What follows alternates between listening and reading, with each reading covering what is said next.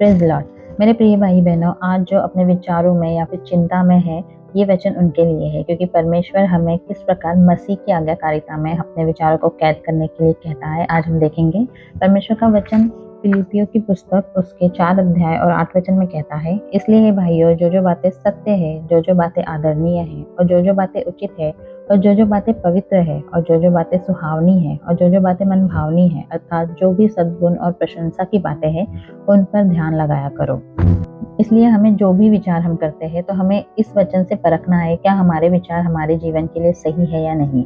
पौलुस ने फिलिपियों की कलीसिया को ये पत्र लिखा था और उसमें उसने ये 8 बातें बताई थी जिससे हम अपने विचारों को परख सकते हैं। उसमें सबसे पहली बात है सत्य।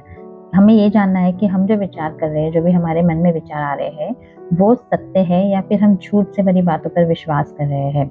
दूसरी है आदरणीय। क्या वो बातें आदरणीय है? क्या इससे परमेश्वर का आदर होगा या निरादर होगा? क्या ये बातें उचित है, सही है, या फिर इससे हम किसी को विश्वासघात कर सकते हैं या फिर धोखा दे सकते हैं? चौथी है पवित्र।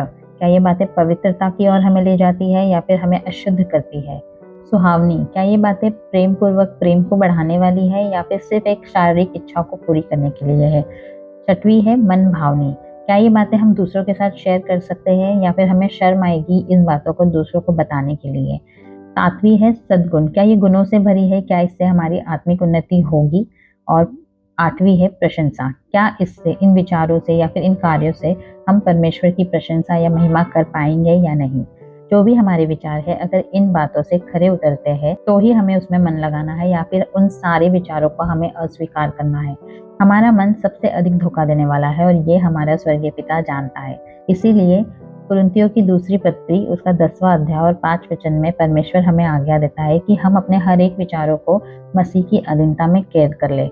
मार्टिन लूथर ने एक बहुत अच्छी बात कही थी कि हम पक्षियों को आकाश में उड़ने से नहीं रोक सकते, लेकिन उन्हें अपने सर पर घोंसला बनाने से जरूर रोक सकते हैं। उसी प्रकार हम विचारों को आने से नहीं रोक सकते, लेकिन उन्हें परख सकते हैं और मसीह की आज्ञाकारिता में हम उसे कैद कर सकते हैं। इन्हीं बातों से हमारे जीवन से परमेश्वर की महिमा हो सकती है। इसलिए हम सबको अपने भविष्य की हर एक चिंताओं को और अपने अतीत के हर एक डर को विश्वास योग्यता में बदलना है। पापपूर्ण और आदरणीय विचारों को हमें पश्चाताप में बदलना है। स्वार्थी सोच को हमें धर्मी सोच में बदलना है। कड़वाहट और निंदा को हमें उत्साह और प्रेमपूर्ण शब्दों में बदलना है। अशुद्ध विचारों को शुद्धता में बदलना है। शिकायत और कुड़कुड़ाहट को हमें स्तुति और धन्यवाद में बदलना है।